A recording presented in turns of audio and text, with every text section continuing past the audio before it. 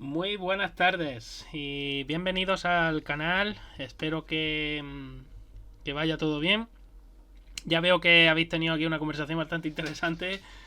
Muy buena, Oscar. Buena, Isma. Veo que también. Bueno, el invitado que se está poniendo ya nervioso también. Es que los ingenieros somos gente muy especialita. Muy buena, perplejo. Buenas tardes. Bueno, la maravilla, no sé si lo has visto en la portada. De todas maneras, más que hacerlo yo, quien os va a ilustrar de esta maravilla, yo voy a estar aquí simplemente, pues bueno, de apoyo técnico, como quien dice, es, ya sabéis quién, bueno, lo voy a ir presentando ya, el señor, un segundo que lo desmuteo, el señor don Carlos Castillo de Historracing. Carlos, muy buenas tardes y bienvenido al canal. Hola, te veo raro en la pantalla, Jero. Sí, porque tengo el recorte mal hecho, pero bueno, ya luego eso se solucionará, no te preocupes. A mí se me ve gordo y a ti se te ve flaco. Es que esto es ¿eh? En serio, ¿eh? Eso es por la constitución, ¿eh? Ahora Ya sabes. voy a hablar con Pan porque esto no puede ser. Esto no puede ser. En No, fin, por es un cierto, complot hacia mi persona. por cierto, como voy con un poquillo de prisa y ya con las cosas, se me ha olvidado agradecer a los nuevos seguidores del canal. Muchísimas gracias por esa follow, por esos seguimientos y nada, espero que a todos esos nuevos seguidores pues os guste el canal. Ayer estuve con Zúñiga, que ha sido un vídeo peliagudo por lo que he estado leyendo luego en los comentarios, porque, bueno, Zúñiga sigue manteniendo su historia de la Honda y marca, en fin, tienen ahí un contencioso. Yo quise poner un poco de luz en el tema de lo que es, pues eso, el diseño de un vehículo y lo difícil que es poner todo a punto y hacerlo todo conjuntado, ¿no? No, básicamente no quise meterme con Marc Márquez ni nada por el estilo. De hecho, en el mismo vídeo dije que, hombre, supongo que si Marc tiene 8 títulos, no creo que se lo haya regalado a nadie. Así que en ese sentido, pues nada, deciros que os recomiendo de todas maneras, si os gusta aprender un poco más sobre dinámica vehicular, os recomiendo que vayáis al canal de Zúñiga, tanto en YouTube o en Twitch, y podéis ver el vídeo que hicimos ayer en conjunto, que creo que es bastante interesante. Y nada, yo ya le cedo al señor Carlos Castillo, al señor Isto Racing, le cedo ya los honores para que, bueno, pues nos ilustre sobre los dos cacharritos que vamos a hablar hoy, que creo que han sido dos coches que han marcado una época, por lo menos aquí en España, seguro, vamos, de eso no me cabe la menor duda. ¿Cuántos has visto tú en tu pueblo de estos, Jero? Pues mira, el primero que vi es el de mi padre, o sea que ya empezando por ahí. Lo tienes trillado. Bueno, pues vamos a hablar Bueno, como pues has podido saber. vamos a cambiar la El, pantalla. Ay, perdón, que hemos cambiado la pantalla. Perdona, Carlos, que es que se me olvidó una vez. Ahora no, un segundito, que tengo que cambiar ahora una cosita. A ver, esto es porque con el señor Carlos Rensau se me descuajeringó todo. Problemas técnicos. Ya está, no pasa nada. Creo ¿Qué que sería? ya. Un ¿Qué segundo. sería de esto sin problemas técnicos, Jero? Bueno, Carlos, pues todo tuyo. Bueno, pues vamos a hablar del SEAT 124 y SEAT 1430. Entonces, que son dos coches, aunque realmente es uno, que marcaron pues parte de la historia automotriz de este país. Vamos a poner un poco en antecedentes antes de empezar con el tema, ¿vale? Y lo voy a resumir todo mucho, ¿vale? Con matices, porque la historia es larga. Estamos en los años 60 del siglo pasado. ¿Hay que decirlo del siglo pasado? No, ¿no? Años Sí, 60, bueno, se 60. sobreentiende, pero bueno, el siglo XX, Vale. siglo pasado. España viene, bueno, Europa en general viene de un periodo muy oscuro, ¿no? Que fue la Segunda Guerra Mundial, de la que ya han pasado 20 años, la hemos dejado atrás y Europa empieza bueno, pues a prosperar, a prosperar. España tarda un poquito más, pues, porque por nuestra idiosincrasia, por el régimen que teníamos, pero en los 60, pues España es descubierta, ¿vale? La gente empieza a venir aquí de vacaciones, las suecas, todo, ¿no? Y, pues quieras que no, España empieza un periodo de expansión de unos 15 años bastante interesantes. Antes, pues teníamos los Pegaso, ¿no? Como coches patrios que eso sí que merecen bastantes programas, ¿vale? Sí, El tema de los Pegaso, el ingeniero Wilfredo Ricard, todo esto, pero no fue hasta 1950 cuando pues el gobierno de entonces decide bueno, pues que necesitan motorizar el país de alguna manera. Entonces buscan un socio tecnológico para montar la Sociedad Española de Automóvil Turismo, que es como se llama SEAT. SEAT es el acrónimo de Sociedad Española de Automóviles Turismo. Iba a hacer ahora de él, de Héctor Racing. Iba a decir que no es siempre estará apretando tornillos, ¿no? Que no.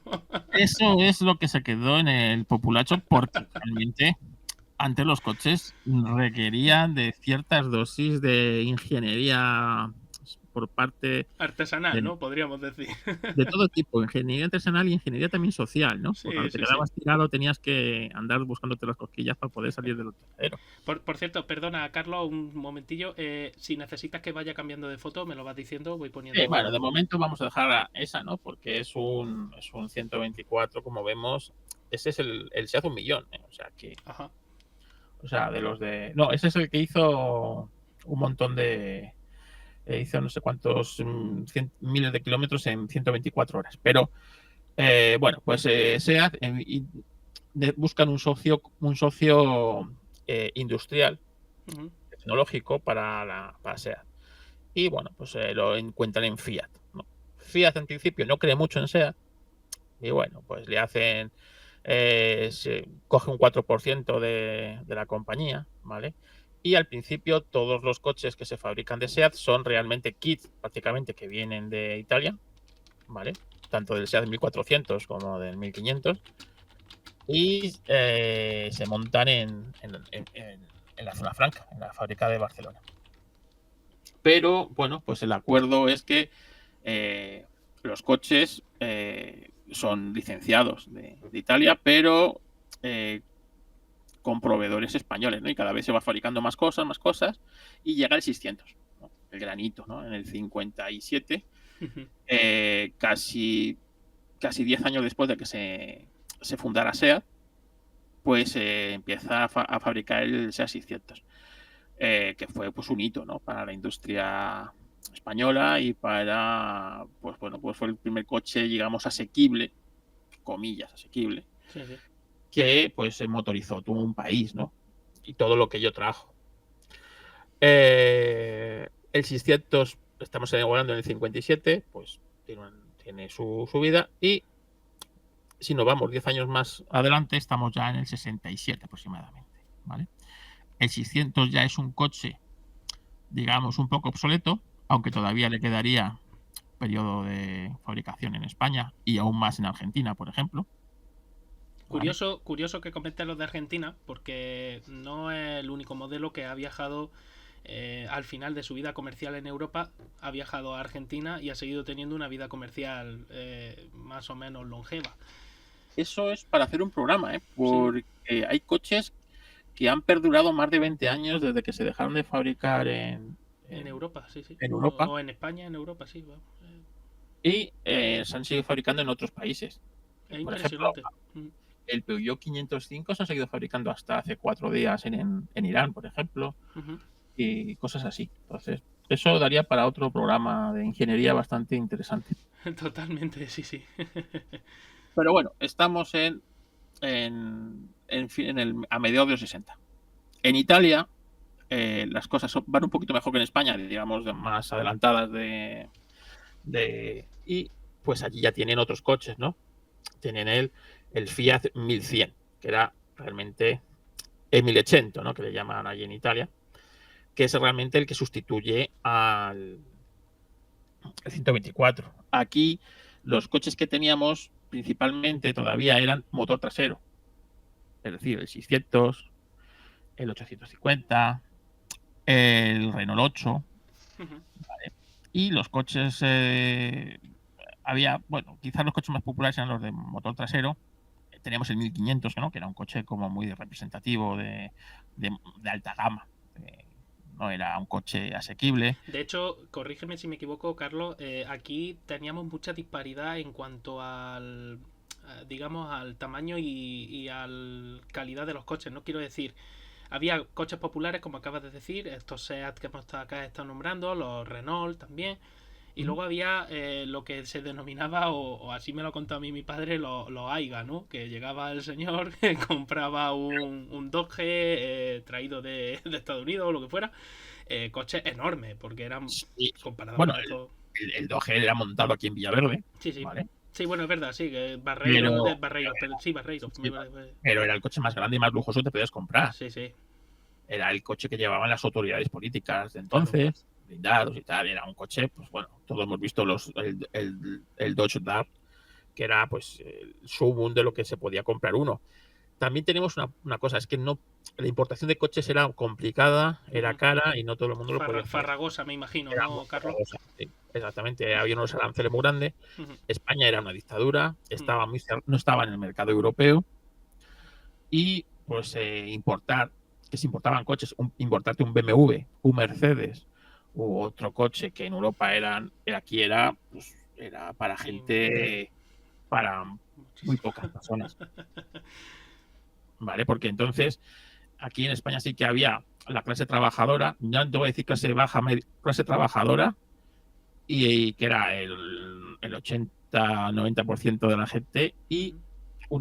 un pequeño élite muy pequeña, ¿vale? En eso casi todo el mundo estaba cortado por el mismo rasero, ¿no? Entonces fue a partir de los años 60 ya cuando esto empieza más o menos, empieza la gente a tener más dinero, a tener más necesidad de desplazarse, ¿no? Es cuando en España sufrimos la inmigración. Es decir, de la zona rural se viene a las ciudades. Empezamos a tener una red de carreteras, digamos, nacionales, ¿no? Que también incitan a ir con el coche. Empezamos a, bueno, pues entonces, quieras que no, va todo unido. Como te digo, en Italia iban un poco más adelantados, evidentemente, y Fiat tiene que sustituir al 1100 y se pone a trabajar aproximadamente sobre el 62-63 en su sustituto. Y empiezan a trabajar con dos proyectos, el 124 y el 123. Ujú. El 123 no lo conoce mucha gente, pero es básicamente un 124, pero con el mismo, pero con un motor y con motor de tracción delantera. Que entonces, gracias a Citroën, se había puesto muy de moda el tema de la tracción delantera en coches, ¿vale? Por ejemplo, el Citroën DS, que es el famoso tiburón, ¿no? Es el Citroën DS, etcétera, etcétera, etcétera. Fiat tiene el proyecto, entonces tiene un 124 que se llama 123, más o menos, con algún cambio, con tracción delantera, y el 124 algo más, digamos, estándar a lo que se estaba, pues el concepto que se llevaba, motor delantero, Y puente trasero rígido con... trasero Sí. rígido, Ujú. tracción trasera, etcétera, etcétera, etcétera. Sí, Al sí. final, pues deciden que para un coche, porque pretenden que sea un coche muy superventas, ¿no? El coche que motorice Italia, que exportarlo a un montón de países. No están muy seguros de que esto tan nuevo de la tracción delantera, pues vayan a introducirlo en un coche tan, digamos, con tantas pretensiones. Y al final, pues la cordura rige y pues optan por lo clásico, ¿no? Tracción delantera, puente y tal. Y el 123 se cancela. Por la tracción trasera, querías decir, ¿no? Exactamente, sí, Sí. tracción trasera. Ujú. El 123 de tracción delantera se cancela lo que es ese proyecto Ajá. y al final dará, digamos, parte de ese coche acabará en el 128, Ujú. que será el primer Fiat de tracción delantera. Y Fiat y creo que también Seat, evidentemente. Y luego, no, bueno, Seat creo que el 127 sería el primero, pero bueno. Eh,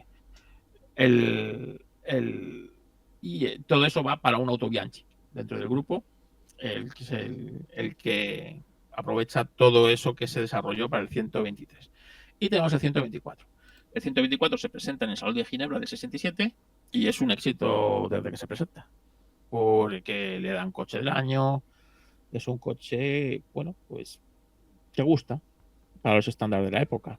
Un coche con adelantos como los frenos de disco a las 4 ruedas, cosa que entonces no era nada habitual. Joder, eso sí, estamos hablando del año 60, que no es ninguna broma. No era nada habitual. Bueno, esto es en Fiat. SEAT en el 67 logra un hito bastante importante, y es que logra firmar un acuerdo con Fiat para desarrollar sus propios coches. No solo fabricarlos bajo licencia, sino también hacer alguna cosita y exportarlos. ¿Vale? Fiat va bastante bien con SEAT, que al principio pues empezó así un poco, vamos a ver qué tal funciona esto, ve que hay muchas ventas de coches, que va bien la cosa, y decide incluso ampliar su participación en SEAT de un 4% que tenía a un 30% o algo así, ¿vale? Bastante. Y consigue eso. ¿Esto para qué es importante? Para, por ejemplo, el 1430, que ahora veremos, ¿no? Que si no se habría si no se firma este acuerdo con SEAT, o sea, con Fiat, casi hubiera podido fabricar el 1430, ¿vale? Bueno, pues SEAT, con todo esto, pues desde el 67 sabe que va a fabricar el 124 y está durante 2 años preparando para la fabricación del 124, preparando la fábrica, preparando proveedores, preparando todo. El 124, el SEAT, empieza a fabricarse en Barcelona en el 69 y se presenta como un coche súper moderno para los estándares que teníamos de la época. Sí, y sobre todo estándares para coche asequible, o sea que se supone que esto iba a ser un coche relativamente asequible. Evidentemente, era un coche muy superior al 600 en todos los aspectos. Para empezar, los coches con motor trasero tienen un problema de temperatura que siempre no, además. Es normal, es decir, atrás se refrigera mucho peor el coche. Si bien el reparto de pesos está un poco más equilibrado y tal, no sé qué, pero realmente el tema de temperatura y en un país con tanta montaña como tiene España, pues será muy importante. En el caso del 600, Carlos, ¿el motor estaba encima, quiero decir, el motor, la posición era encima de la suspensión o estaba colgado por detrás de la suspensión? Porque eso Está también encima. estaba encima, ¿no? Es que lo digo porque, claro, exceptuando a Porsche y alguna marca así un poco más, que no me acuerde ahora mismo, normalmente los motores traseros suelen o colgarse encima de la suspensión, o sujetarse encima, o con posición central trasera, es decir, lo adelantas por delante de la suspensión trasera. Pero de 600, que yo tengo aquí uno aquí al lado, en la pared al lado tengo yo un 600. El 600, por ejemplo, si el Porsche 911 es un motor boxer, vale, el 600 no, el 600 es un 4 cilindros en línea y longitudinal. Claro. Vale, entonces, como verás, está muy mal, o sea, no es óptimo para esto. Entonces, el 124 viene a revolucionarlo todo, ¿no? Claro. Sobre todo estamos hablando de que por aquella época en el mercado teníamos, como te he dicho, el Renault 8. El Renault 12 vendría después del 124. Teníamos por parte de Shinka, traería el 1200, pero lo traería a partir del año 71. Sí, vino más tarde, eso te iba a preguntar. Digo, me sonaba que vino más tarde. Vino más tarde. El Renault 12 vino también sobre el 70-71, un poquito más tarde. El Citroën GS vino también más tarde. ¿Vale? Entonces, realmente era un coche rompedor, que le dieron el coche del año en el año 70. Aquí en España, el SEAT 124. Como veis en esta foto que has puesto, tenemos el 124 primigenio. Espera, que había quitado la foto, la vuelvo. Bueno, es el mismo, es el mismo coche, ¿no? El blanco es el primigenio, el primer 124. Que dices, no hay mucha diferencia entre ellos. Bueno, es que entonces las diferencias las marcaban matices. Es decir, tener un reloj más en el salpicadero era, era el, la diferencia entre a lo mejor la versión de lujo y la versión normal. Bueno, alguna pequeña diferencia solía haber, ¿no? Entiendo, las versiones más asequibles llevarían freno de tambor, por ejemplo. Imagino que no montarían los discos de freno, o por lo menos en el eje trasero seguramente no. Sí, sí, sí. Iban todos con freno Ah, de iban disco. todos desde la versión más básica. Pues mira, Sí, eso sí es un detallazo porque muchos años más adelante, tú lo sabes perfectamente que las versiones básicas de muchos modelos, de sí. Renault, de SEAT, llevaban frenos de tambor atrás, no llevaban discos. Pero aquí todavía el ahorro de costes no iba, no No estaba se, tan eso, sí, no sí. estaba en esas cosas, ¿sabes? Estaba en otras cosas. Entonces, por aquella época, vender en la publicidad que el coche tenía freno de discos a las 4 ruedas era un argumento de ventas muy potente. Sí, sí, totalmente claro. Hoy día la gente no sabe ni lo que es esto, ¿no? Ya, por ejemplo, esta foto que has puesto, pues ahí tenemos el interior de un SEA 124, ¿no? Vemos el doble aro, ¿no? del volante, vemos el cuadro de mandos, que es una cosa de locos, ¿no? Sin 50 revoluciones, sin reloj de temperatura del agua, por ejemplo, nada más que un chivato que te avisaba si había llegado a temperatura, Básicamente era lo muy básico para poder, efectivamente. lo muy básico. Pero si te fijas, pues ya tienes aireadores ahí Sí. para, para los cristales, ¿no? Que no se te empañen, la calefacción. Tienes una serie de cosas que quieras que no, pues son súper novedosas, ¿no? Y Súper una novedosas. cosita que te iba a comentar, guarnecidos de las puertas que simulaban, ¿no? Como una especie de... Simulaban una especie de piel. piel. También el salpicadero estoy viendo que tiene el plástico como, ¿no? Como si fuera así también. Exactamente. Es un coche mucho más moderno que el estándar que teníamos en España de este tipo de coche. Sí, sí. Tenía un motor de 1200 centímetros cúbicos, que quieras que no, pues daba 60 caballos. Un detalle que quería comentar ahora que has hablado del motor, todos estos coches, para que la gente lo sepa en el chat, heredaban normalmente motores de vehículos ya descatalogados, incluso anteriores, porque realmente los motores evolucionaban poco o muy poco. Y salvo, que me corrija Carlos, salvo alguna versión que buscaba más prestaciones, ¿no? O alguna versión más de lujo, en general los motores se iban heredando de un modelo a otro, básicamente. Sí, pero esta vez el motor lo desarrollaron para este Sí, coche. para este sí lo desarrollaron particularmente.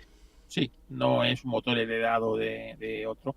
Es más, todos estos motores marcaron una época, los del 124, y estos motores sí fueron luego heredados para otros Para coches otros coches, más pues, modernos, ¿no? ajá.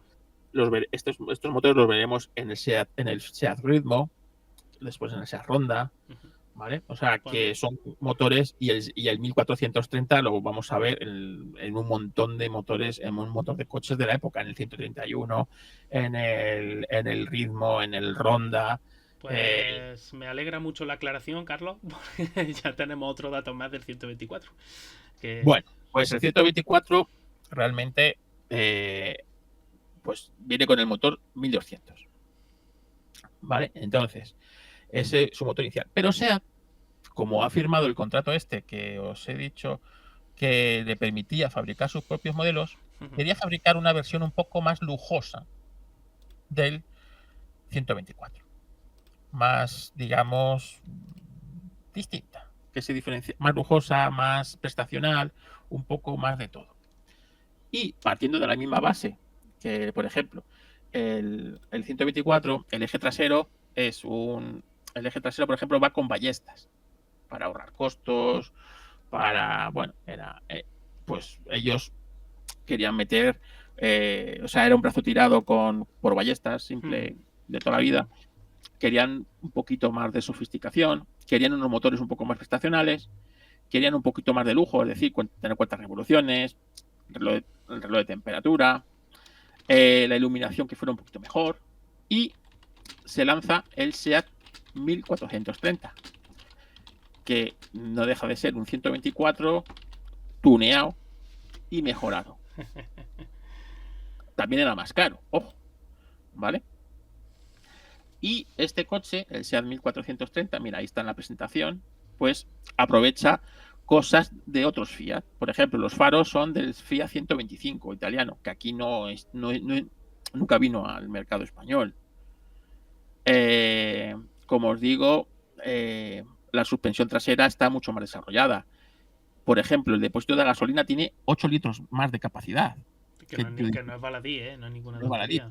¿Eso que permitía? Pues que los carburadores consumieran más gasolina y te daba ese, como era más potente, pues te daba ese punch un poquito más. Daros cuenta que entonces en la España de aquella época las distancias entre gasolina no es como ahora, ¿no? Que es muy difícil quedarse tirado.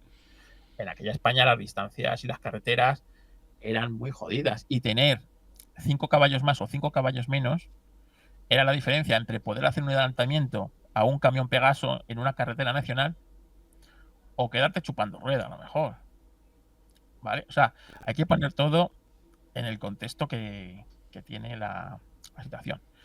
Entonces, el 1430, como os digo, es como no tiene versión en Italia, no existe el Fiat 1430.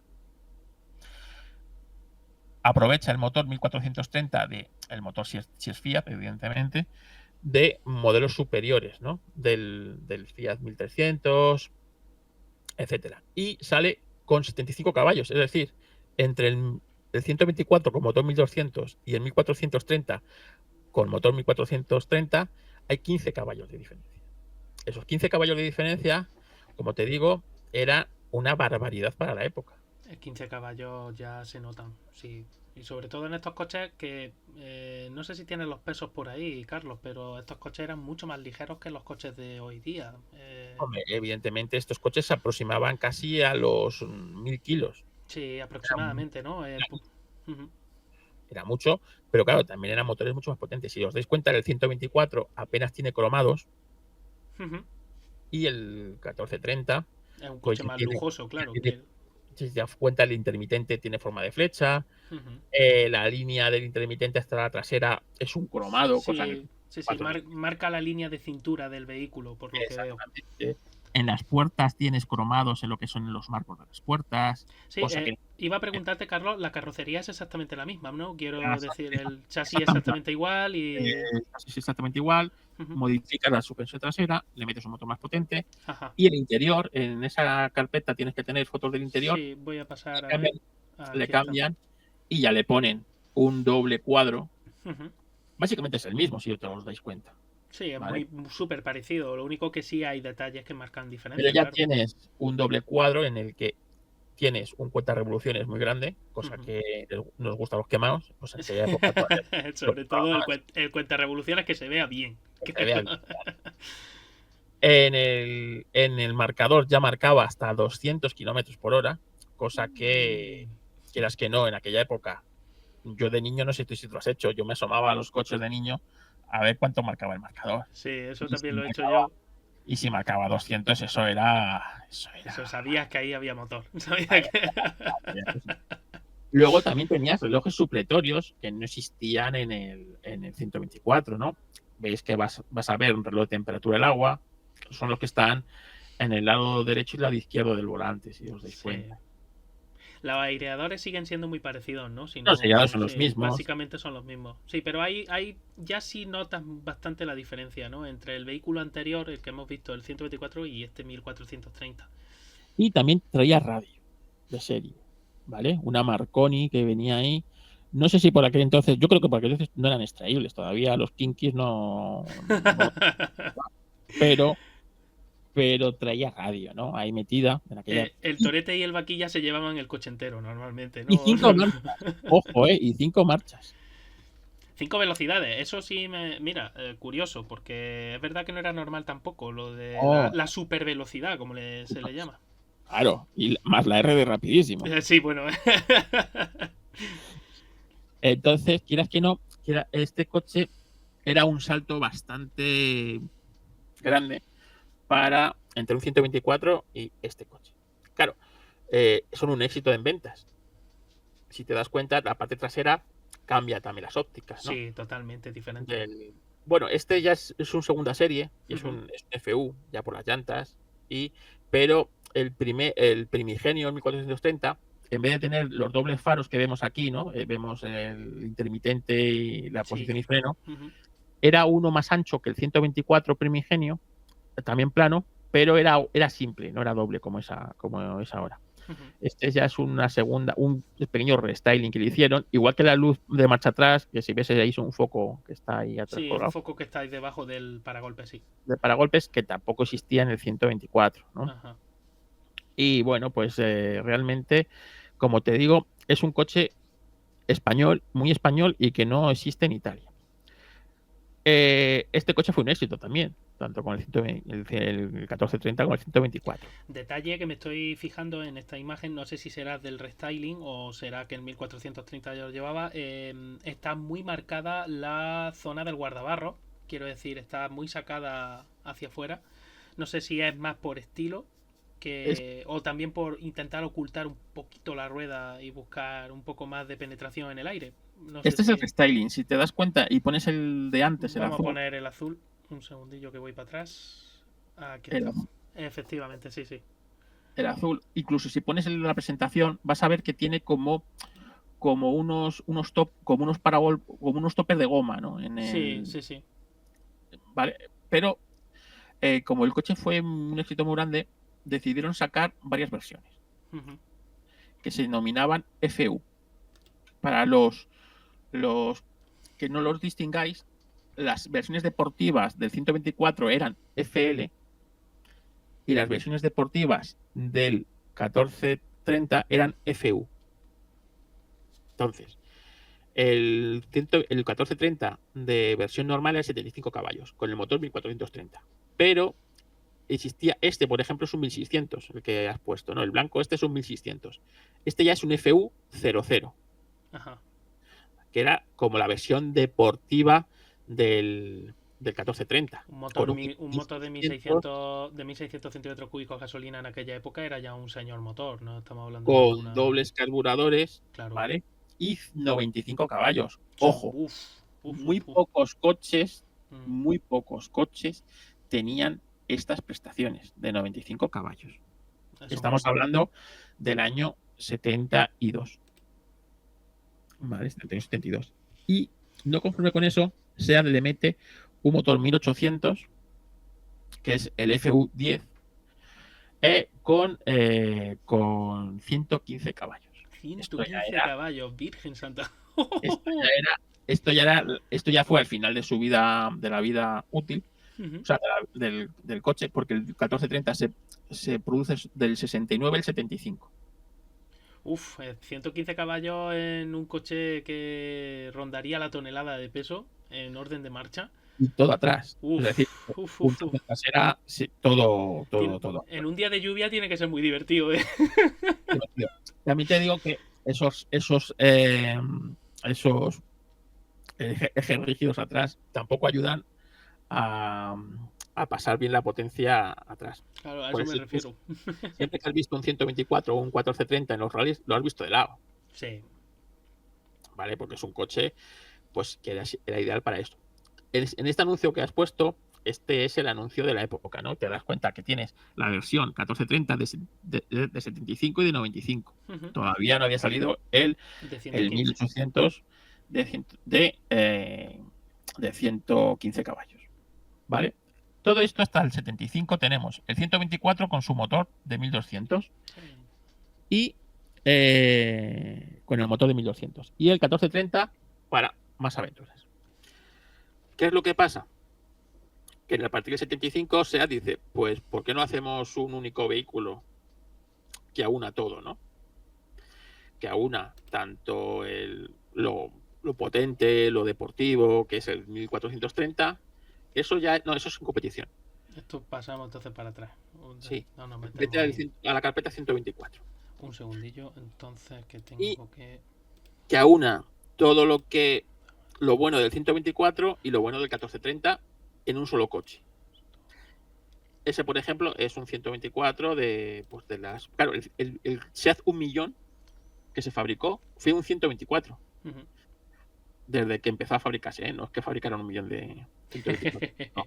El primer millón de coches que fabricó SEAT, pues la unidad 1 millón fue un SEAT 124. Que quieras que no, es un hito para una empresa como SEAT. Bueno, pues a partir del 75 modifican el 124 y le hacen un restyling que trae los motores del 1430 y, por ejemplo, el 124, la imagen esa que estaban esta. Bueno, pues tenemos el blanco, es el primer 124. A partir que es del 69 al 72. A partir del 72, pues veis que en el segundo empiezan a aparecer algún cromadito, porque, bueno, pues el parachoques es ya del estilo del 1430, con los... Si te das cuenta, en el primero los parachoques es totalmente liso, o sea, plano. El segundo ya tiene los topes esos para... Los topes de goma, sí. Que esos solo los traía en el 1430. Tendían estos paragolpes eran de chapa, ¿no? Si no me equivoco. Sí, eran de chapa. Sí. Y tendían a doblarse mucho, ¿no? y a oxidarse. y a de todo, ¿no? Espérate que estás haciendo eco. Estoy haciendo eco. Sí. A ver ahora. Ahora. No sé por qué. De repente te has puesto a... Ahora hago eco. Ahora parece que no. Suena un poco raro, pero vale. Bueno, pues sí, vale. Y a partir del 75, ¿vale? Hicieron el rojo, ya es un 124, que aquí nos conocíamos como los Navarra. Ese tengo que decir que el de mi padre era como... Porque claro, el que tuvo mi padre era el último, ¿no? El de la derecha, pero no en ese color, sino en un color marrón. Muy típico. Sí, no sé cómo describirlo, pero... sí. Marrón que sobraba de la sí, yo creo que era con los restos de pintura y por esto mismo. Bueno, pues si veis ya aquí, empiezan a coger lo mejor de cada casa, entonces... le hacen un restyling, los faros alargados, le integran los intermitentes adelante, atrás igual le hacen un restyling de los faros, y por dentro es un 1430 con el salpicadero que hemos visto de 1430, ¿no? Con el cuadro del 1430, etcétera. Y aquí ya sí tenemos todos los motores. Tenemos desde el 1200, el 1430, el 1600, el 1800, y en el 78 sale el 2000, que es ese rojo que vemos ahí, es una unidad del modelo 2000, ¿no? El FL90. Entonces, nos dicen por el chat de Carlos Renshaw, que ya aprovecho para saludarle, que también la Guardia Civil tuvo los 124 y los 1430. Que tuvo por supuesto. Hombre, pero ya no solo los bomberos, las ambulancias, que eran el modelo familiar. Era este modelo anterior, ¿verdad? Este de aquí de la derecha, parecido. Sí. Este que hemos visto ahí con versión familiar, pues se utilizó tanto para ambulancia como para un montón de cosas. Y todos los coches de esa época tenían versión familiar. El Simca 1200 tenía su versión familiar. El R12 tenía su versión familiar, que yo creo que fue el más popular. O ranchera, ¿no? También se llama el ranchera. Sí, luego ya pasaron a denominarse SW, Station Wagon y ese tipo de cosas. Pero sí, entonces eran ranchera o... Lo de ranchera sí lo recuerdo, además, cuando era chico. Recuerdo nombrarlo mucho. Ranchera. Bueno, pues como os digo, el 124 tenemos el 1200 con el mismo motor que hemos de 75, o sea, de 60 caballos, que entonces era el 124D. Tenías el de especial, el de lujo. Entre el especial y el lujo, pues había diferencias como la tapicería de los asientos, ¿vale? O que tuviera reloj de agua. Ajá. Luego teníamos el FL. El FL teníamos el 10, el 11 y el 12, que eran todos con el motor del 1430, el 1430. El FL 40 y 45, que eran exactamente igual que los del 1430, pero con el motor 1600. Un segundito, El de 95 Carlos, caballos. que no sé por qué otra vez me está poniendo... A ver ahora. Hola. A ver, ¿lo escucháis bien? A ver si ahora me dicen por el chat. Yo. Hola, 1, 2. Uf, es que Probando. que no sé por qué hace eco, no tengo ni pajolera idea. Es de estas cosas, de estos misterios. Misterios de la ciencia. Sí. Eco, sí, me lo están diciendo. Vuélveme, cuelga y me vuelvo a conectar. No, espera un segundillo, a ver si puedo ir desconectando cosas aquí y conectando y a ver si puedo... Un segundo. Yo te prometo que no toco nada en mi mesa. Sí, no, sí lo sé. Sé que es la sala del ninja, pero... Claro, pero no puedo dejar esto, porque claro, si yo hago así, a ver, habla ahora. 1, 2. Claro, a ver si Hola. A ver si nos dicen algo. A ver si nos quieren decir 1, algo. 2. 1, 2. Sí, no. No, sigue haciendo eco. Pues hacemos una cosa, si quieres desconecta. O sea, Venga, te sale y vuelve a entrar, a ver si Venga, conseguimos. hacemos eso. El Venga. Gypsy sabemos que es así. Software libre. Venga, ya va. Aquí te esperamos. Bueno, mientras estoy viendo que os está gustando el tema, porque veo que estáis comentando bastante sobre el SEAT.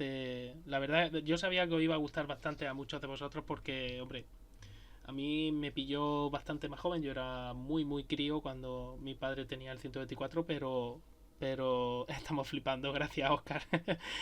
Pero ya digo, y claro, para hablar de este coche, pues tenía que traerme a este señor, a Carlos Castillo. A ver ahora si no hace eco. Hola.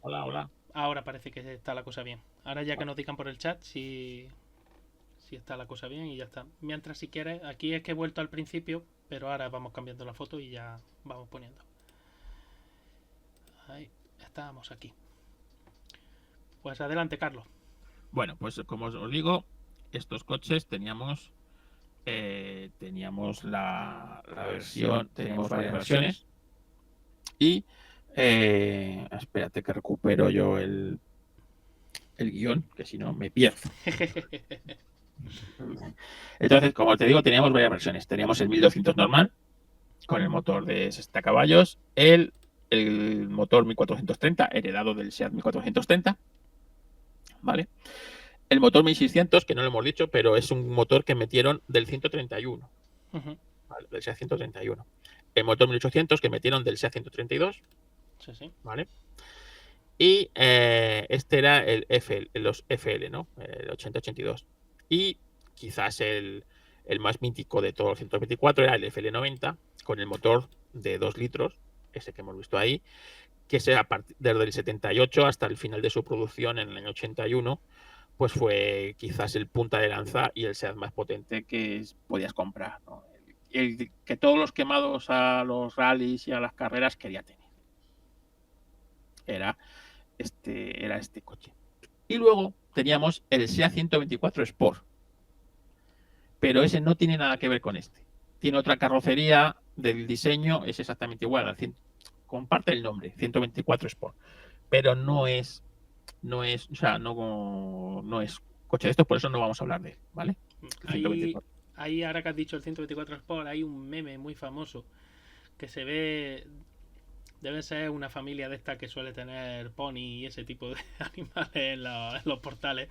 Se ve un 124 Sport rojo con el caballo metido en el asiento trasero y se ve a un padre y a un hijo que dice: papá, dice, tú me dijiste que si es un coche rojo y con un caballo, eso debe ser un Ferrari, ¿no? Pues más o menos. Sí, ¿no? Pues eso era un Ferrari de SEAT. Y bueno, pues eso era el SEAT 124 y el 1430. Como os digo, estamos en los 70. Hay un gran periodo de expansión tanto de SEAT, que yo creo que es su época dorada, ¿no? Como constructor.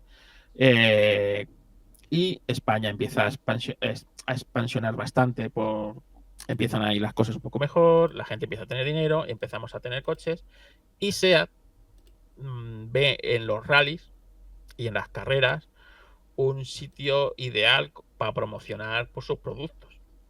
¿Vale? Y el 124 pues es un coche, digamos, ideal, ¿no? Y ahí tenemos, por ejemplo, ese es el primer SEAT oficial de rallies, ¿no? El 124 de Salvador Canellas, que fue el primer piloto con el que SEAT oficialmente corrió el Campeonato de España de Rallys, que se fundó ese mismo año 72. Ajá. Entonces España SEAT decidió tener equipo oficial y bueno, pues su piloto oficial ese año 72 era Salvador Canellas.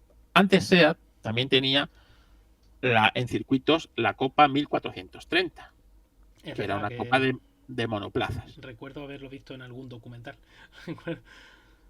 Se utilizaban pues monoplazas fabricados por Hispacar y por otros fabricantes, ¿vale? Y con el motor 1430. Eso era una copa monomarca, de ahí salieron grandes pilotos y una envidia para lo que tenemos hoy día. Pero en el tema de los rallies, pues SEAT decidió embarcarse en este proyecto, ¿no? Y él primeramente cogió su coche más popular, que digamos el 124, que fue durante los primeros años 72 y 73 se corría con esos 124 oficiales, que evidentemente es un equipo oficial, pues tenía más facilidades a la hora de preparar un coche, ¿no? Y bajo el grupo 2, que eso también si queréis luego damos un poquito de luz, ¿no? al tema de los grupos, pues bueno, pues ahí corrían. Y pues se llevaron el Campeonato de España del año 72. Ese mismo año pues, había un tal Antonio Zanini, que os sonará el nombre, había corrido el desafío Sinca. No el Peugeot, que entonces aquí los Peugeot no se veían mucho. Era el desafío Sinca. Con un Sinca 1000. Con un Sinca 1000. Y el SEAT pues decidió ficharlo. Vio futuro en ese pilotillo, ¿sabes? Y dijo, este tío puede. Este tío promete. Promete, ¿no? Y bueno, pues ahí se formó ese binomio imbatible en los rallies españoles, que era SEAT y Zanini, en el que si vas a pasar fotos, pues vas a ver ya ya empiezan a correr, ya se empieza a abandonar el 124. Bueno, ese es el proto, ya hablaremos de él. Es un 124 muy especial. Paso entonces, pero, ¿no? Sí, pero... pasamos. Entonces, sí, pasa. Ahí. Esta es la foto, ¿no? No, ese sigue siendo el proto, pero por ejemplo, ese es un 124 ya. Eso es del famoso rally pero veis, aquí ya es un 1430, ya con los típicos colores naranja y negro de SEAT Sport. Y bueno, pues realmente arrasaron en los rallies de España. Y Zanini empezó a encadenar campeonatos tras campeonatos. Detalle que me llama la atención, Carlos, de este coche es la parte delantera, esos labios que se le han colocado debajo del paragolpe. Muy curioso, me parece curioso ya esa búsqueda en esos años de... Se nota que había contacto con el mundo automovilístico exterior. De la Fórmula 1. Sí, porque son detalles aerodinámicos que los años 70 del siglo pasado fueron una auténtica locura en cuanto a desarrollo aerodinámico. Pues como veréis, es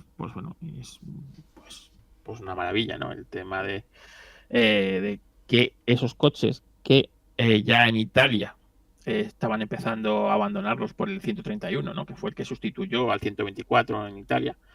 Aquí convivieron, ¿no? El 131 era un coche como más lujoso que el 124.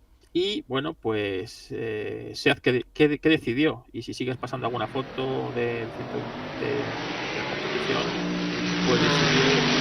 Perdona, Carlos, gracias a DXV y DCGZG, que tenéis unos nicks bastante curiosos, ¿eh? Muchas gracias por el seguimiento y gracias por... Vamos, gracias por el seguimiento, espero que te guste y que te esté gustando este directo, porque sé que Carlos lo ha preparado con muchísimo cariño, con mucho mimo. Y aquí el manaza estoy siendo yo, que me estoy yendo de una foto a otra, pero, pero bueno, ya Carlos me va corrigiendo. No te preocupes. Además, te las he dimensionado a la medida que me has dicho, ¿eh? Sí, me siento además, vamos, te lo agradezco como no sabes cuánto. Y como te digo, bueno, pues aquí en España siempre eran míticas las luchas de los SEAT oficiales de Zanini con el Lancia Stratos de Jorge de Bagration. De Bagration, sí. Con los Porsche de la época, ¿no? Que corrían distintos pilotos, con el Alpinche. Sí. Había realmente mucha competición y mucha sana competencia entre muchos coches, pero quizás la más mítica era la de Jorge y de Antonio Zanini, uno con un Stratos y otro con el SEAT oficial. Bueno, eso es en el, mira, eso es en el, como verás, eso es en el Monte Carlo. Ajá. Y como ves, las protuberancias esas de delante realmente son, yo creo que son para barros. Son más guardabarros, sí. Son guardabarros al revés para el hielo, seguramente. Sí. Sí, pero es curioso, vamos, me ha llamado la atención porque lo he visto y digo, uy, me ha parecido bastante curioso. Una cosa muy curiosa y que poca gente sabe es que SEAT en aquella época desarrollaba estos coches y, bueno, claro, esos coches deberían ser matriculados, si te das cuenta. Sí, se está viendo la matrícula ahí debajo, de hecho. BZ, bueno, pues si vamos al modelo Proto, que es posterior, y si pasas alguna esas foto... son las fotos anteriores, ¿no? Las que puse primero. Sí, pero bueno, están ahí un poco mezcladas, ¿eh? Vale. Puedes pasar y comentamos. El modelo Proto, que se supone que ese modelo es del año... Ese no, pero el naranja ese que hemos visto antes al principio. Voy a ir pasando. Entonces. La matrícula, si te das cuenta... Tengo que volver atrás entonces. Espera un segundillo, que volvemos atrás. Y lo hacemos bien. Es que como las cogí, claro, con las prisas no me fijé, las cogí, las puse y como están ya puestas en un orden no puedo cambiarlo. Vale. Ahí está. Mira, ese es el modelo Proto, ¿no? Pero si coges la anterior foto, ahí se le ve la matrícula. Dices, Barcelona Z. Por esa matrícula, ese coche es del 71. Claro. 72. Y ese coche no salió hasta el 75. Y esa versión de competición no salió hasta el 77. ¿Cómo puede ser? ¿Cómo puede ser? Ha viajado al pasado. Claro. Venga esa matrícula. Y es que, claro, se hacía triquiñuelas en este aspecto. Entonces, todos los fabricantes hacían triquiñuelas, absolutamente. Claro, tenían autorizadas 4 matrículas y tal, no sé qué, no sé cuánto, y le falsificaban los papeles al coche por si paraba. Que también te digo, la Guardia Civil yo creo que no paraba estos coches, ¿sabes? Entonces no creo. Entonces era otra cosa, ¿no? Pero es curioso que tenía siempre unos cuantos papeles de coches de rallies y con eso le iba poniendo matrículas según a conveniencia. Por eso no hay un registro de cuántos coches de estos hay. Pues ni la propia SEAT lo sabe, porque muchos eran prototipos y si con ese coche iban a correr, necesitaban matricularlo, ¿no? Para correr, no sé qué, pues le tocaba esos papeles. Con esta anécdota que has contado me estaba acordando de la que contó Charlie sobre creo que fue el Lancia Delta del grupo B o los Lancia 037, ya no recuerdo bien. El tema es que, claro, la federación pues iba a comprobar que efectivamente se fabricaban las unidades mínimas necesarias para homologar para calle, para luego poder competir.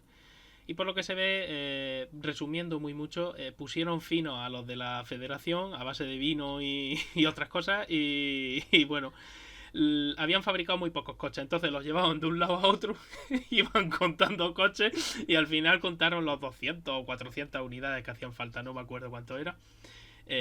Por eso digo que no me extraña en absoluto que sea falsificara documentos y que hicieran triquiñuelas de este tipo. Claro, te das cuenta que los rallies estaban en los distintos grupos, ¿no? Por ejemplo, el Proto era un grupo 5. pero que he visto ya posterior. Los Grupo 5 eran coches especialmente para carreras.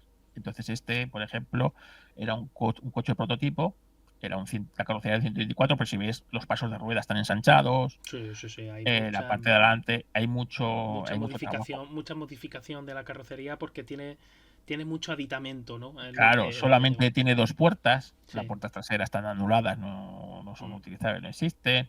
Entonces este era un Grupo 5, el proto era un Grupo 5. Pero normalmente las categorías para correr eran el Grupo 2 y el Grupo 4.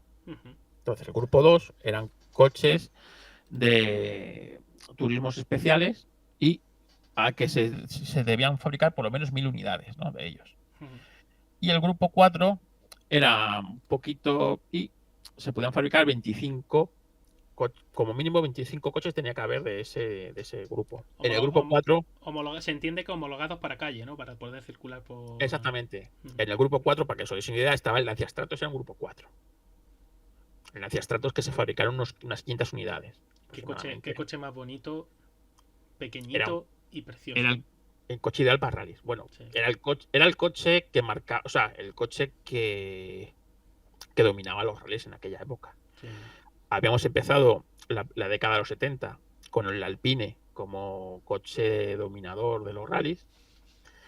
Y enseguida fue el Stratos el que le cogió el relevo. Entonces, el Stratos era de Lancia. Lancia era de Fiat. Claro. Seat era licencia Fiat.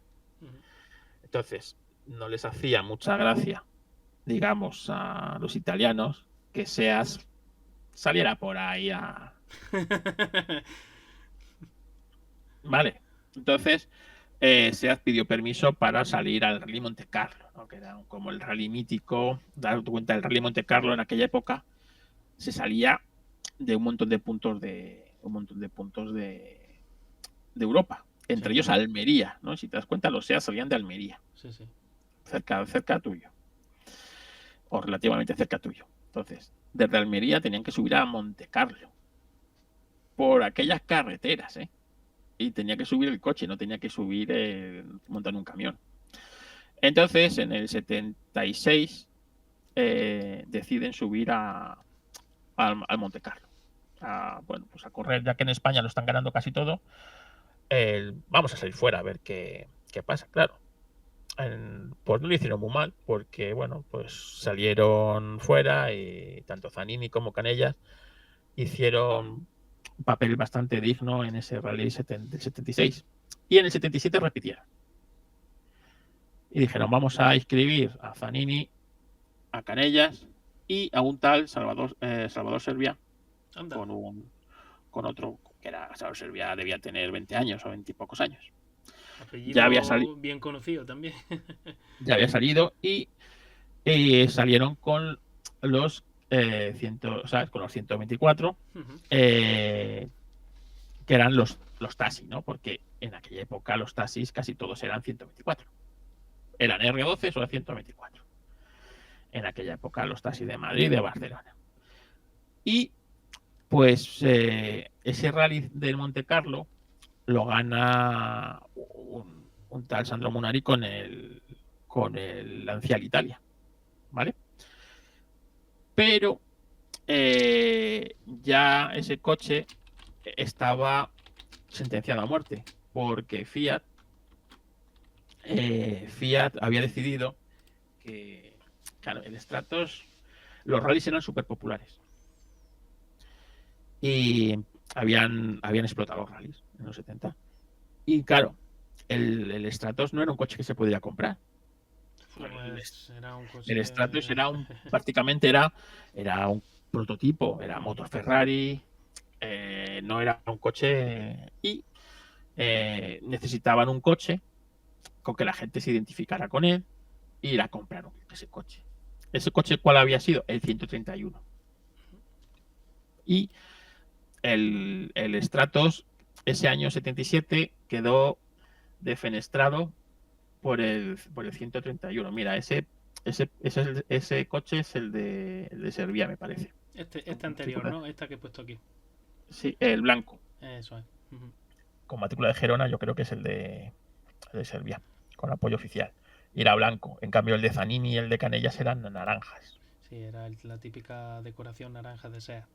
De SEAT, pero es del mismo rally, del Monte Carlo. Ese Ujú. también es del Rally Monte Carlo. Bueno, pues Fiat decide que sacrifica al Stratos, un coche que lo está ganando, que lo ha ganado todo y lo está ganando todo, por el Abarth. Y de repente aparece en el Monte Carlo, pues Zanini, ahí lo tienes, con el 124. Con el 124. Ese rally es muy duro porque hay, como habéis visto en todas las imágenes, hay prácticamente nieve a mansalva, hielo, ¿sabes? Y bueno, hay una serie de retiradas importantes, entre ellas los FIAs oficiales, y pues gana un Lancia Stratos oficial pero no oficial, Ujú. y tercero se coloca un desconocidísimo Antonio Zanini. Y la gente dice, pero ¿este quién es? Y eso, ese coche, claro, en Europa ese coche no tenía parangón, porque los 124 se habían dejado de fabricar en el 75, y esta versión, como hemos explicado antes, es una versión que se hizo en España, es un restyling de 124, cogiendo lo mejor de 124, lo mejor del 1430, y este modelo de 124 no existe en Italia. Pues es como si coges un Lada, que dices tú, es un 124, pero no tiene, los faros no son los mismos. Sí, es lo que has dicho antes. En realidad es un modelo español para España. O sea, básicamente, no nada más. Nada más, ¿no? Entonces, claro, Fiat se queda así como un poco con el culo partido de decir, hostia, esta gente que ha venido aquí, esta gente, Y encima Gia, precisamente. claro, esta gente que ha venido aquí con esto, ¿vale? Un coche ya que en Fiat está descatalogado, con modificaciones, y se han colocado terceros con este desconocido que es Antonio Zanini. Antonio Zanini, pues el Antonio Zanini va a ser bueno, ¿no? ¿Qué decide Fiat? Que les va a ceder un 131 Abarth, ¿vale? Pero claro, este año, bueno, igual que corren con esto, corren el Campeonato de España. El Campeonato de España del año 77 es muy disputado, y al final acaban con el Proto. SEAT le da a Zanini el SEAT 124 Proto, ese que hemos visto antes. Sí, el que habíamos enseñado con esas tomas de aire tan características. Para que se haga con el campeonato, ¿no? Y ese coche ya es como el sumum de los 124. Sí, porque aquí estamos observando, Carlos, perdona, aquí sí hay puerta, por lo menos está la intuición, sí. ¿No? De la puerta trasera, cosa que en el no estaba. Ese es un grupo 4. Sí, el grupo 4 son automóviles. Sí, con su matrícula y todo. Con su matrícula, con sus barras, con su... Es una modificación un poquito más allá de del grupo N, el famoso grupo N, ¿vale? Que eso sería el grupo 1 antiguamente, pero aquí sí, en el grupo 4 te permiten 25 coches de producción, evidentemente. Son 124, o sea que tiene mucha más producción y tal. En cambio, el grupo 5, pues son coches especiales, o sea, puedes fabricar una unidad, que es lo que hizo SEAT con el Proto. Fiat no le hizo mucha gracia que SEAT terminara tercera en el campeonato y tal. ¿Y qué decidió? Que al año que viene no iban a salir no iban a correr el mundial, iban a correr el campeonato europeo.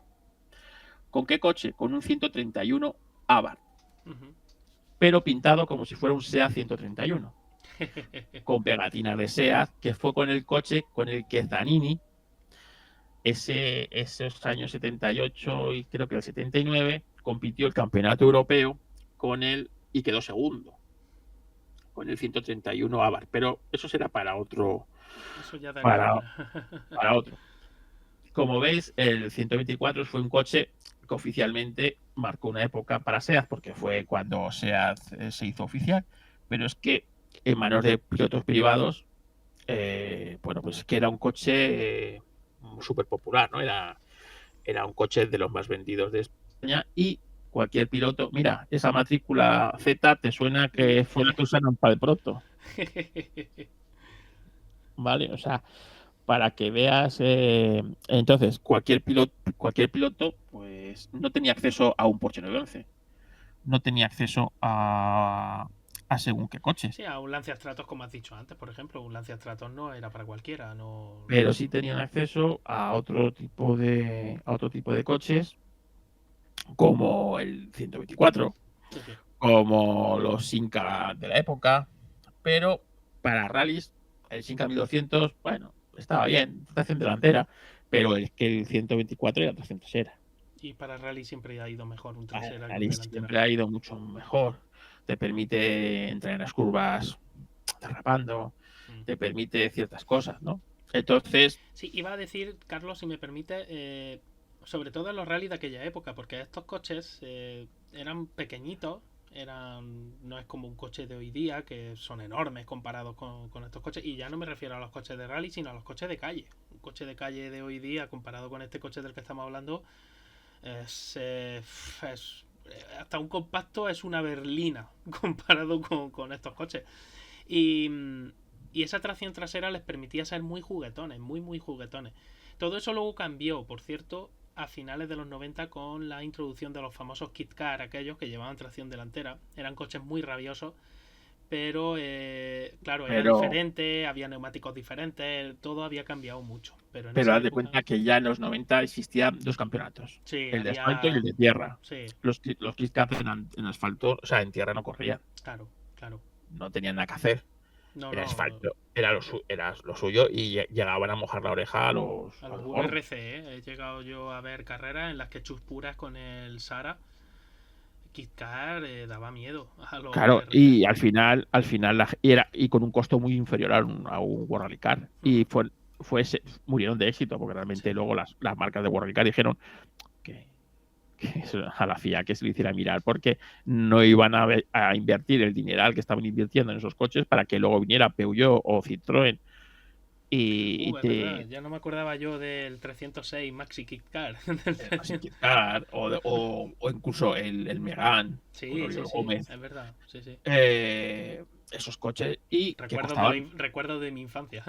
costaban mucho menos, ¿no? Entonces, bueno, se sacaron la Super 1600 como, bueno, vamos a dejarlos en 1600 ya con los pequeñitos, ¿no? Mm, Hicieron el Saxo, el 106, todas estas cosas y murieron de éxito, ¿no? Porque realmente si no los paran hubieran ganado muchas más carreras. Pero volviendo a los 70, el 124 era un coche que en los rallies de aquella época eran mixtos, es decir, se corrían tanto en asfalto tierra. como en tierra, Ujú. y era un coche realmente, bueno, pues muy usado por toda clase de pilotos, también en circuitos.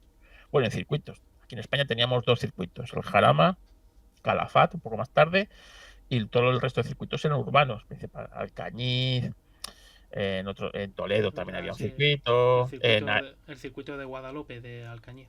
de Alcañiz. Entonces, el campeonato de España de coches de producción, pues también se corría con 124, con una serie de coches, digamos, muy de calle, ¿no? Entonces, evidentemente, si un coche es muy popular, hay muchas posibilidades de que este coche acabe corriendo. Y más en aquella época, que los requisitos de seguridad eran mínimos, Muy poquito, claro. los requisitos de preparación eran, pues eso, eran también mínimos con respecto a hoy día. Iba a Los, preguntarte, Carlos, ¿se modificaban mucho estos motores o sí, simple? Sí, ¿no? no, sí, sí. O sea, tenías de todo, desde que se presentaba con el coche con el que iba a trabajar de lunes a viernes Sí, en un rally. entiendo que alguien más con menos poder adquisitivo, pues claro, tenía que ir Le con lo que. quitaba le quitaba los paragolpes para ahorrarle peso y que parecía el coche más Racing. Le montabas unos neumáticos radiales, que en aquella época, hoy Sí, es día, verdad, es verdad. pues en aquella época es cuando se empezaban a utilizar los neumáticos radiales, que daban una ventaja muy grande frente A los a diagonales. los, a los diagonales. Mm. Y ahí tú puedes ayudarme un poco, que seguro sabes mejor. O sea, los diagonales eh, llevaban una cámara dentro, ¿no? Sí, el neumático, como se denomina ahora el tubeless, que es el que no lleva cámara, se introdujo con la introducción del neumático radial. Pero Uh-huh. como tú sabes bien, el neumático diagonal tenía un problema con la banda de rodadura y es que la hacía flexar mucho. Claro. El neumático radial sí fija la banda de rodadura y la mantiene más o menos firme, dentro de todo lo firme que puede estar una goma, claro. El problema del radial, que a los flancos se quedan desprotegidos, hay que reforzar un poquito. El problema del diagonal, lo que acabo de decir, ahora los flancos estaban bien reforzados. Un diagonal le podía dar un golpe lateral que no le pasaba nada, pero un radial no, había que tener cuidado. Pues claro, estos coches ya empezaban con neumáticos radiales que le daban mucha ventaja y la preparación había desde los... Bueno, había muchos preparadores que vivían de esto. Imagino. Había, por ejemplo, famosas preparaciones de Juncosa en Sí. estos coches que, bueno, incluso venían desde Italia. Los kits de Abarth y daban más potencia a los coches. ¿Vale? Entonces, sí es cierto que estos motores sí se daban también había mucha modificación en los árboles de levas. Date cuenta que el Te lo iba a 1430 ya llevaba doble árbol de levas. Te lo iba a preguntar, Carlos. Me imaginaba que habría mucho rectificado de culata, seguramente para intentar ganar algo más de compresión. E imaginaba que se tocarían los árboles de levas, se aligerarían. Claro, Evidentemente se aligeraban árboles de levas, se ponían árboles de levas especiales. Ajá. Realmente se hacía muchísima cosa y todo muchas veces desde muy artesanal, desde el típico taller de barrio que se preparaban estos coches. Date cuenta que esto ha seguido hasta nuestros días. Sí, ahora aquí en Linares hay concretamente un mecánico que conozco yo, además de hecho está cerca de donde yo vivo, que tiene un 124 preparado para rally y todavía circula por aquí por Linares, vamos, y participa en creo que participa en algún histórico, pero no te sé decir, ahí ya no estoy seguro. Una de las modificaciones que se le hacía a estos coches es en el cárter. Y es que al estar un coche, es que si te das cuenta, es muy difícil ver un coche de rally de estos que no esté de lado. Sí, totalmente. El aceite tiende a irse por la inercia. Pues claro, exactamente. Entonces, en el cárter se pone como unos paraguas, o sea, como unos mamparos. Sí. Esa Unos es la muros, palabra, Carlos, mamparo. Lo has dicho bien. unos mamparos para que el aceite como que lo tenga más difícil a la hora de irse, ¿no? Y se retenga y quede retenido entre ese mamparo y no se vaya y no el coche se quede sin engrase. Sí, la chupona del aceite se quede totalmente en vacío, que es lo peligroso. Claro, entonces esa era una modificación muy básica para el tema de los rallies, ¿no? Otra cosita que quería decirte con respecto a esos mamparos es que se usan también en la industria petroquímica, en los transportes por carretera. Esos grandes depósitos que veis de gasolina, de diésel, van compartimentados precisamente para eso, para evitar en la medida de lo posible las inercias del fluido que muevan mucho Claro, yo me imagino que la típica cisterna que vemos si frenara, imagínate que se va todo el líquido que tenga, las toneladas de líquido que tenga hacia adelante. Te manda todo el centro de masas, te lo manda hacia adelante y tu vehículo puede llegar a hacer la tijera porque se descarga mucho los ejes traseros de la cisterna. Claro, entonces si tú haces como pequeños depósitos, ¿no? Sí, compartimentarlo básicamente. Y claro, ya no puede moverse tanto, ya no tiene tanta inercia, no te lo desplaza. Es como en las cisternas alimentarias, las de leche, que también cargan, si no recuerdo mal, en masa conjunta son 40 toneladas, pues para que una cisterna de esas te cargue 20 toneladas o 20 y algo, no creo que haya que correr mucho. Estamos hablando de 20 y pico toneladas de líquido que se están moviendo. Si tú vas poniendo mamparos y compartimentando, pues ese líquido ya no se mueve, ya está más quieto. Pues exactamente, en el cárter se hacía eso, se modificaba, se soldaban esos mamparos y para que incluso con compuertas, tenían como yo los he visto y tenían como una especie de compuertas para que cuando entrara, o sea, para evitar que si iba para allá que saliera el aceite y se mantuviera ahí retenido. Era muy ingenioso Evidentemente los pistones y los pistones se reforzaban, se recortaba la carrera de muchas veces. Por eso te he preguntado, te he preguntado y me he ido al rectificado de culata, porque normalmente cuando tú recortas tienes que luego volver, porque supongo que tendrían que cambiar también la junta de culata, claro, si tú abres un motor ya tienes que hacer un montón de modificaciones. Otra modificación eran los encendidos electrónicos, que ya empezaban en aquella época a funcionar, evidentemente. Sí, porque no me imagino yo los platinos, los famosos platinos, como le entrar un poquito de polvo o de agua, estaba vendido.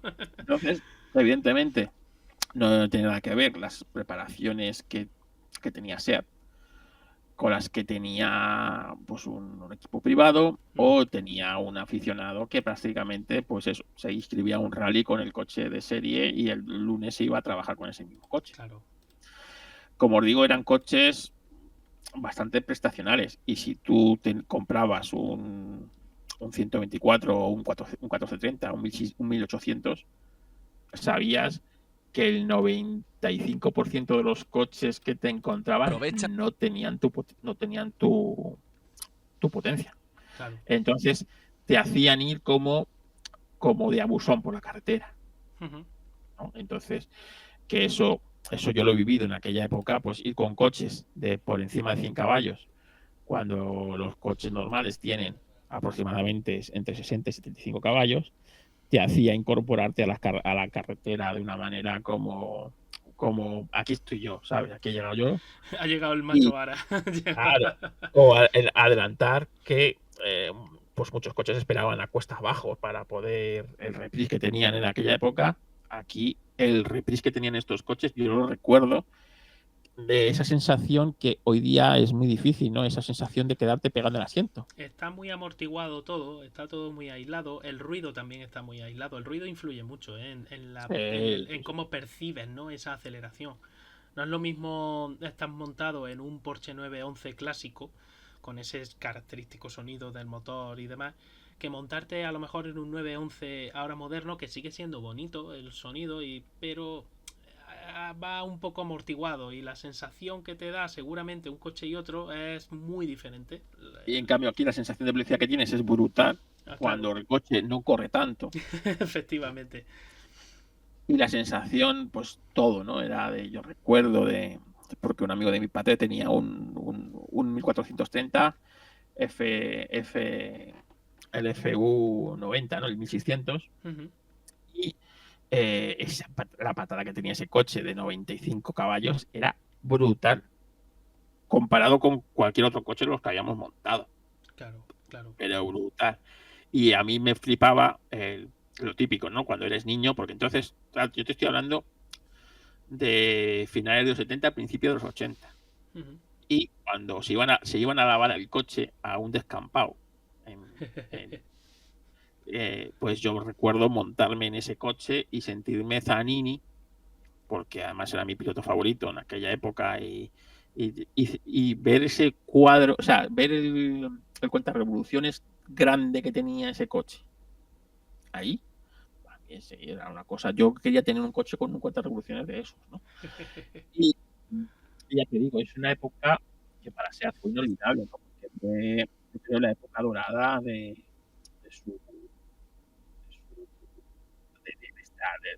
esta primera época.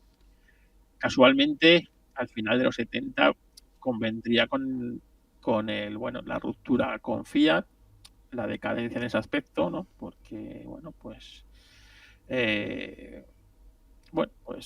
tuvo que buscar otros aires SEAT y ya pues, pero realmente estos coches del 124, el 1430 marcaron la época de SEAT de aquella. Sí, pues yo, coincidirá en que fue una época dorada para SEAT, ¿no? Esos años 70, ¿no? Y quizá, no sé si finales de los 60. Sí, desde finales de los 60 desde finales de los 60 hasta bien entrado ya los 80, ¿no? Porque mira, ya en el 81 fue cuando fue la ruptura con Fiat. Uh-huh.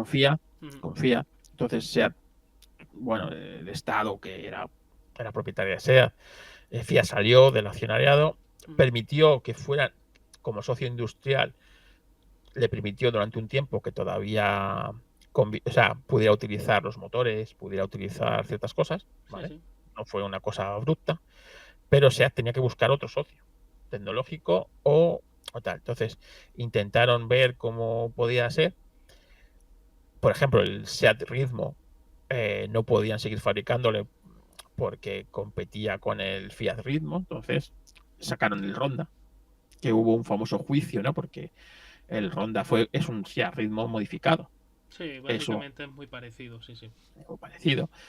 Al final ganaron el juicio, ¿no? Vieron todas las piezas que cambiaban y bueno, pues a pesar de ser el mismo coche, pues sacaron el Ibiza, ¿no? Fue un esfuerzo de SEAT hacer el Seat Ibiza primero, que bueno, es un diseño de Giugiaro, ¿no? El que había diseñado el Golf, que se descartó. Fíjate que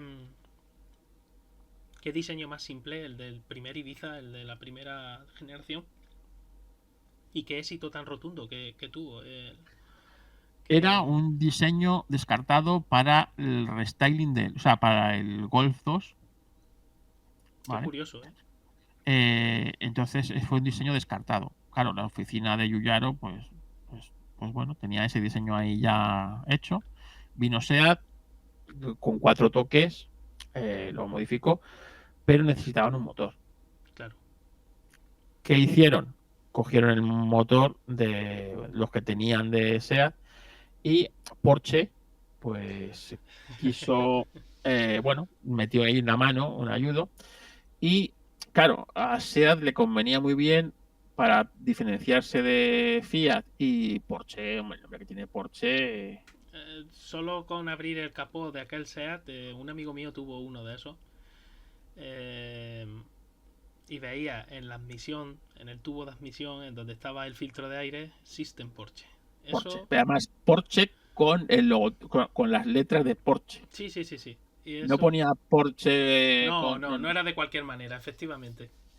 Y Porsche en claro, rojo. mi amigo decía, cuidado, que esto es un Porsche camuflado de SEAT. Digo, mira, no te flipes. Digo, mira, no te espero. Porsche había colaborado con otras marcas, con muchas marcas, muchos coches, ¿eh? Sí, O sea, sí. que lo que pasa es que como socio industrial, Porsche nunca ha permitido que se use su nombre a la ligera. O sea, no sé la cantidad cómo convencieron a Porsche para que esto pasara con el Ibiza. No lo recuerdo yo tampoco. Sé que solo los vi en los de primera generación. Sí. Sí. Entonces, claro, pero realmente eran modificaciones del motor 1200 de Fiat, Sí. con el El 124. sempiterno 1200. Mira que El duró años. sempiterno 1430, que fue el que luego tuvieron otras unidades y hasta que, bueno, ya vino Volkswagen y más y menos le convencieron para que se quedara con SEAT. Ellos no querían mucho al principio, pero bueno, oye, al final sí, claro, estoy viendo los comentarios. Sí, estaba mirando, nos estaba diciendo que Porsche, vamos, que le pagaron a Porsche para modificar el motor del Sí, claro, 1430. evidentemente. Mantuvieron carrera, pero que cambiaron la culata, por lo que veo. Sí, Me cambiaron imagino, culata y lo modernizaron un poco, pero el bloque era el mismo bloque de Fiat y tal, ¿no? Pero bueno, oye, como publicidad era lo que se necesitaba. Tenías que romper con tu socio industrial de la época y hacer una SEAT, digamos, atractiva para que viniera otro. En este caso fue Volkswagen, pero estoy seguro que se la intentaron vender a más gente, seguramente. más gente, ¿no? Sí, Pero se lo bueno, ofrecieron. Volkswagen al final era la que más visos tenía. Volkswagen se había quedado con la fábrica de Navarra, ¿no? Sí. De Audi y tal. Y bueno, y ya estaba, bueno, pues ahí fabricando el 124 en su día, después el Polo. Bueno, era como digamos la solución más aseada. Y bueno, pues a día de hoy ahí sigue SEAT englobada en el grupo Volkswagen. Dios sabe hasta cuándo, ¿no? Pero todo esto no hubiera sido posible si el éxito que tuvo SEAT en los 70 con los 124, pero no nos olvidemos de los coches que tuvo en el catálogo. 127 fue un éxito rotundo. El 600 se dejó de fabricar en el 73 y todavía tenía ventas importantes. ¿Y qué hicieron? Pues hicieron el SEA 133. No sé si te acuerdas de él. Sí, sí, Que recuerdo. era, una, De ese sí he visto muy poquito, pero... era malo como un demonio. Mm. Y feo.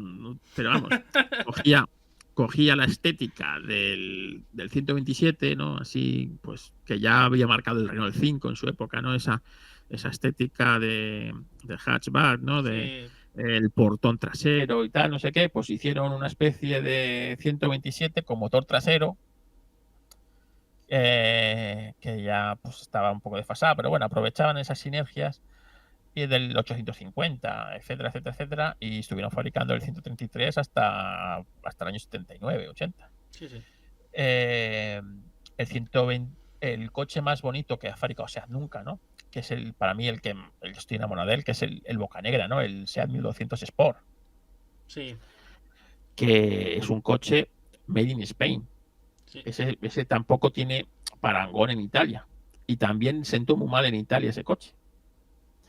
El Por Bocanegra. ejemplo, el Bocanegra. El Bocanegra es un 127, realmente es el chasis de un 127, motor delantero, pero cogieron y buscando por ahí carrocerías, los de SEAT, porque SEAT tenía permiso para fabricar coches por su cuenta, con cosas de Fiat y exportarlo, ¿no? Y bueno, pues este coche se encontraron a NSU, que te sonará, Sí. ¿vale? NSU tenía algún diseño y pues tenía este diseño descartado del Prince y tal, y pues SEAT lo gustó y se lo compró. SEAT tenía un socio que carrozaba coches y que hacía alguna cosa, ¿no? Que era Inducar, y le dieron ese diseño para fabricar, a ver si podían fabricar ese 127 tuneado, ¿no? Y fue el 1200 Sport.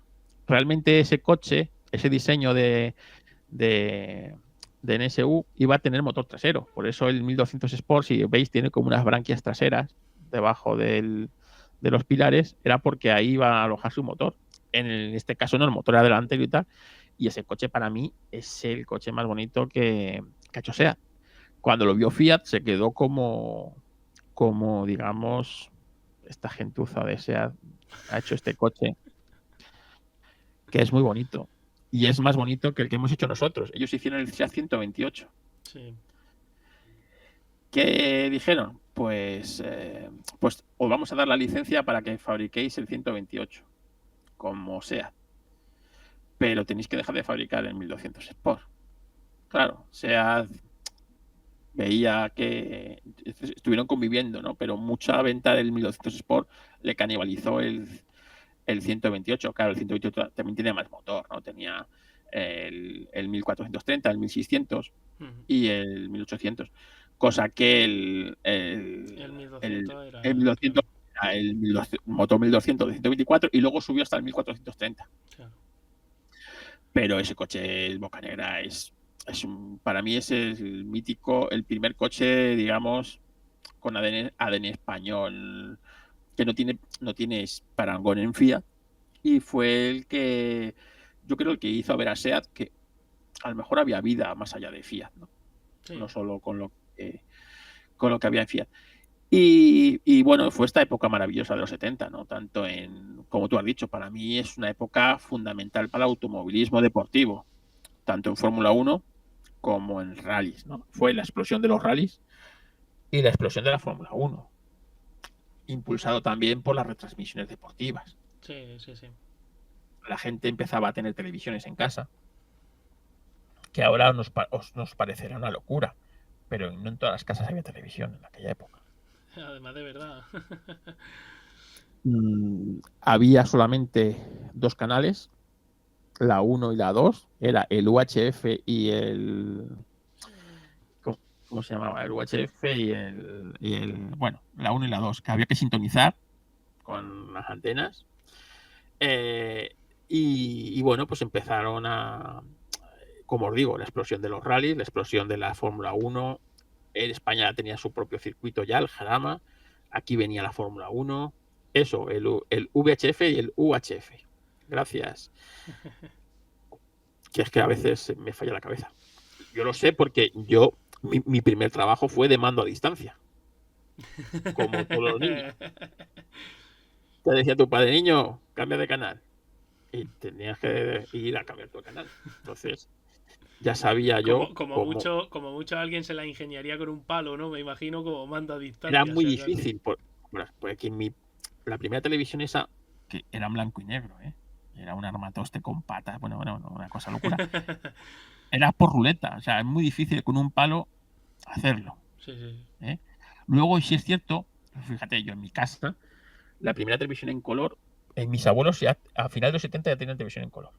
Pero en mi casa no llegó hasta el Mundial de España 82, en el que mis padres tiraron la casa por la ventana, como yo creo en el resto de casas, y para ver el Mundial se hipotecaron comprar una televisión que costaría, pues, yo no sé, el sueldo, a lo mejor el sueldo de 3 o 4 meses de trabajo. Y el toro o la flamenca encima, dicen, claro. Es Evidentemente. que aquellas televisiones, yo sí he visto televisiones de esas, claro, lo que pasa es que eran mucho más modernas, eran de tubo de imagen también, pero...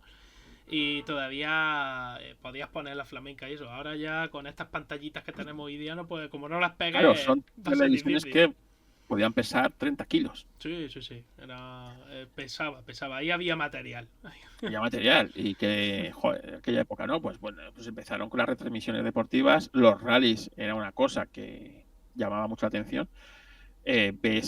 Yo suelo colgar siempre imágenes de rallies de antaño en las que ves atestado de gente el tramo. Sin ninguna medida de seguridad, también te digo, sin ninguna medida de seguridad. La gente vivía de otra manera también. Ni los coches, ni nadie. Y tú sabías que si ibas a un rally y te atropellaba un coche, la culpa era tuya, Allí nadie se le ocurría pedir responsabilidades a nadie. Sí. Igual que si ibas a la Fórmula 1, tú ves los circuitos, el fotógrafo a pie de pista tirado en el suelo haciendo fotos. Que tú dices, pero ¿esto qué es? ¿No? Pues era otra época, evidentemente.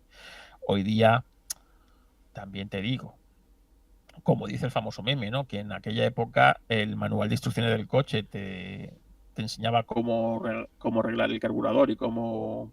El orden de encendido. El orden de encendido y todo esto. Y hoy día te dice que no te bebas el agua del refrigerador. Del refrigerador, ¿sabes? Que es tóxica. Como veis, todo tiene su momento. Pero sus pros y sus contras, sí. Evidentemente, pero aquella época, claro, es mi infancia. Yo nací en el 73, por lo tanto, todo esas 70 y principio de los 80 es mi infancia. Son mis recuerdos, es cuando me aficioné a las carreras, es cuando yo aprendí, yo siempre lo he dicho en mi podcast, ¿no? Yo aprendí a leer con el autopista y el automóvil. Yo aprendí los números con las matrículas de los coches. Según mi madre, la primera palabra que yo dije no fue ni mamá ni papá, fue lancha estratos. Que me lo dice mi madre, o sea, a día de hoy.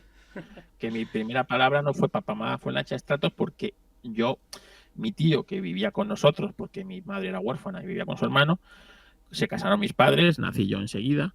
En aquella época no se esperaba, no es como ahora. Como hoy día. Y mi tío era un loco de los coches. ¿Vale? Un pirado como tú y como yo, pero en los años 70. Sí. Y entonces mi tío me leía la autopista, cuando me dormía, en vez de contarme un cuento, me leía las hazañas de Zanini. Y yo aprendía, yo las revistas, yo voy a ver fotos de coches de Zanini, de Niki Lauda y de todas estas cosas. Entonces, a mí el fútbol, a mí no me preguntaras quién era el delantero del Madrid, del Atleti o del... A mí pregúntame quién era Niki Lauda, quién era Stewart, quién era Zanini, quién era Munari. Todo esto sí, pero del otro, a mí lo que me interesaba eran los coches, las carreras y tal. Y ir a los rallies, ¿no? Que mi tío me llegara a los rallies. Que me colara al circuito de Jarama. ¿Tú sabes cómo me colaban a mí el circuito de Jarama? En el maletero de un Simca 1200. ¿Vale? Me metían en el maletero, me decían que no hiciera ruido y que no. Y yo era me metía ahí. Como un maniquí. Como un maniquí. Y me dejaban ahí para. Hoy día, imagínate, a un niño de 6 7 años que le dejaban detrás de los boxes del equipo Ferrari, sentado en una pila de neumáticos, viendo todo lo que pasaba, ¿no? Pues imagínate que si un mecánico empujando, mecánico, no sé qué, no sé cuánto, y ellos se iban a su bola y me decían, no te muevas de aquí. Y yo no me movía, a mí no se me ocurría irme a ningún otro lado. ¿Sabes? Pues eso será mi infancia. O llevarme un rally. Y yo hasta que no pasara Zanini o y Bragation con el Stratos, yo no me iba a casa. Porque yo tenía que ver el Stratos, cómo sonaba ese coche, y a Zanini que era miedo. Y a ¿sabes? Zanini curveando. Y a mí me daba igual que lloviera, que me llenara de barro, que me tuviera que subir a un árbol para ver la carrera. Yo me quedaba ahí con mi bocadillo de chope o de foie gras que me hacía mi madre y podía estarme ahí todo el día, que para mí eso era Disneylandia. Claro. Y eso era mi infancia. Entonces, claro, ves cómo ha ido evolucionando las cosas, ¿no? Como el coche, pues, de ser algo, joder, es que yo, o sea, yo no vi el momento de tener 18 años. O sea, a mí se me hizo de largo. Eso lo viví yo también. Cuando a mí, en lo último, ya en el instituto, con 14 15 años, yo ya estaba desesperado por tener 18. Pero desesperado, vamos. Que sí, que a mí se me hizo eterno tener 18 años y poder sacarme el carnet de conducir, tener mi propio coche e irme de un sitio a otro. O sea, era una cosa que es que no. Yo hoy día nadie tiene prisa en sacarse el carnet de conducir porque posiblemente no. ¿Sabes? Dicen, no, porque no tengan dinero. Bueno, yo tampoco tenía dinero para echarle gasolina al coche muchas veces. No es tanto un tema de dinero como sí de interés, ¿no? Que se genera. Exactamente. Ahora tienen intereses en otras cosas. Yo qué sé, en el TikTok, en en los patinetes eléctricos. En los patinetes eléctricos, no sé. Pero entonces, y los que estamos aquí lo sabemos, ¿no? Cómo era en aquella época, ¿no? Y, joder, estos coches, joder, yo cada vez veo un 124 hoy en un rally de día, o veo un 124 preparado, es que veo mi infancia.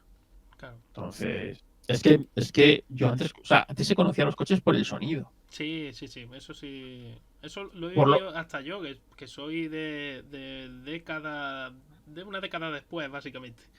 Y hasta por el olor de cómo quemaba ese coche de gasolina. Sí. Es decir, tú sabías que había pasado por aquí tal o cual coche por cómo olía. Sí. Ya no solo ir por los faros de por la noche, evidentemente. ¿Quién no ha jugado ir en el coche de su padre e intentar adivinar qué coche era el de atrás por los faros? Sí, totalmente. Así, sabías que si los faros eran redondos, a lo mejor eran 124, eran 5200, dependiendo cómo. Bueno. Hoy día es imposible saber qué coche es. Bueno, te iba a decir, Carlos, ya sabes que a mí me encanta cuando me cuentas estas anécdotas y disfruto un montón, pero ya son menos cuarto las 9 y casi, y ya pues tengo que ir cortando. Sin ningún problema, cero. Yo creo que ha quedado un episodio interesante. Ay, ya estamos otra vez con el eco. Espérate. ¿Ves? Me está echando tu programa. Sí. Te está alargando. A ver, ahora a ver si. Bueno, pues no lo vamos a alargar más. Ha sido un placer estar aquí en tu canal. Para mí ha sido, bueno, ya lo sabes, siempre es un placer contigo y sobre todo porque es que me lo preparas todo, me lo haces prácticamente todo el trabajo y yo lo único que tengo que hacer es sentarme aquí, mirar un poco el chat por si hay alguna pregunta así ya más complicada o lo que sea y escucharte y aprender, claro, que es lo que...